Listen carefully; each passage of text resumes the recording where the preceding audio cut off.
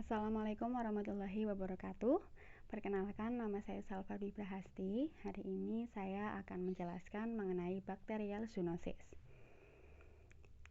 Bakterial zoonosis kali ini yang akan saya terangkan adalah mengenai penyakit leptospirosis. Leptospirosis adalah penyakit zoonosis yang disebabkan oleh infeksi dari spesies Leptospira, famili Leptospiraceae, ordo Spirocetales, yang patogen bermanifestasi sebagai demam akut. Infeksi pada manusia pada umumnya disebabkan oleh rodent, biasanya adalah tikus, tapi kadang-kadang juga menginfeksi babi dan anjing.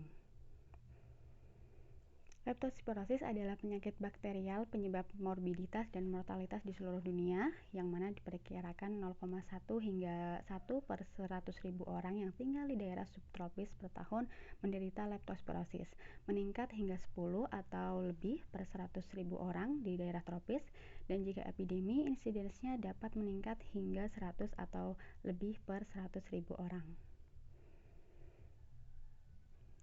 Dan genus Leptospira sendiri berasal dari famili Leptospiraceae, ordo Leptospira Spirocetales. Genus Leptospira sendiri secara garis besar dibagi dalam dua spesies, yaitu Leptospira interrogans yang bersifat patogens dan Leptospira biflexa yang non-patogen. Leptospira ini ditularkan melalui urin yang terinfeksi, melalui invasi mukosa atau kulit yang tidak utuh. Infeksi dapat terjadi dengan kontak langsung atau melalui kontak dengan air ataupun tanah yang tercemar, yang pada keadaan ideal Leptospira ini dapat bertahan hingga 16 hari di air dan 24 hari di tanah. Transmisinya sendiri, transmisi infeksi dari hewan ke manusia ini terjadi melalui kontak dengan air atau tanah lembab yang terkontaminasi. Leptospira sendiri masuk ke sirkulasi manusia melalui penetrasi kulit terabrasi atau membran mukosa intak, misalnya mata, mulut, nasofaring, atau esofagus.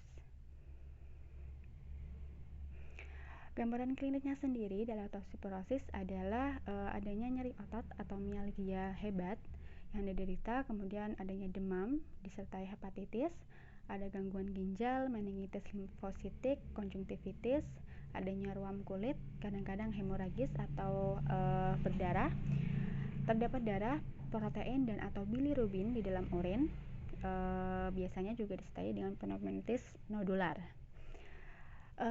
Secara garis besar, fase dari gambaran klinis ini menjadi dua fase, yaitu fase akut dan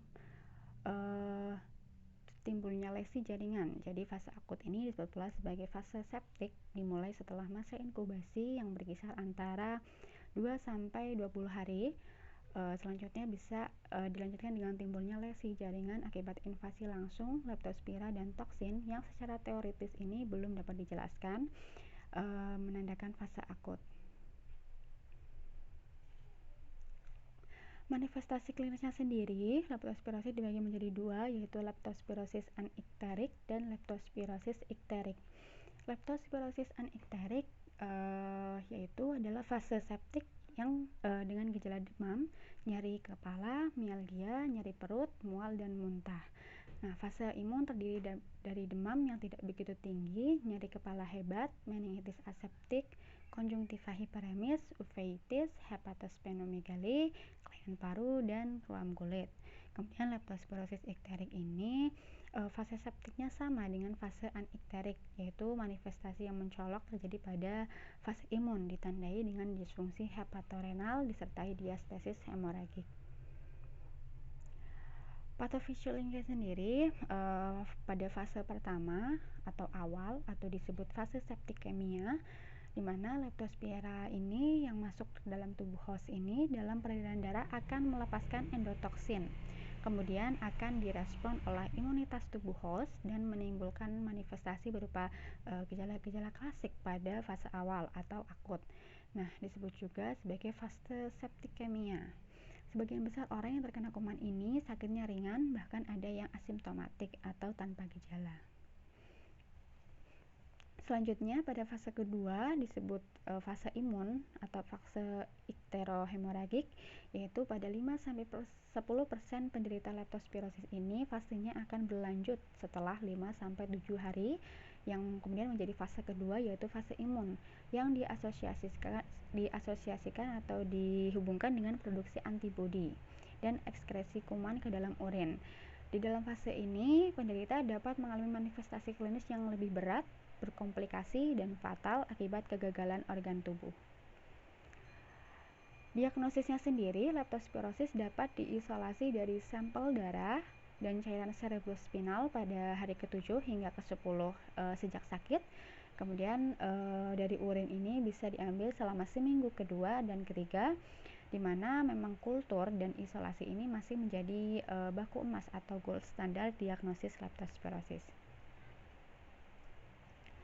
Selanjutnya untuk pencegahan sendiri tentunya adalah dengan selalu menggalakkan perilaku hidup bersih dan sehat. Selain itu juga menggunakan APD terutama di daerah-daerah yang rawan penularan leptospirosis seperti daerah pasca banjir. Selanjutnya bisa dicegah dengan pemberian doxycycline dengan dosis 200 mg per minggu yang dapat memberikan pencegahan sekitar 95% pada orang dewasa yang berisiko tinggi. Sementara itu imunisasi ini bisa dilakukan, hanya saja memberikan sedikit perlindungan pada masyarakat karena serotipe kuman yang berbeda setiap orangnya. Terima kasih, itu tadi presentasi materi tentang zoonosis bakterial, yaitu penyakit leptospirosis yang bisa saya sampaikan. Mohon maaf apabila ada kekurangan. Wassalamualaikum warahmatullahi wabarakatuh.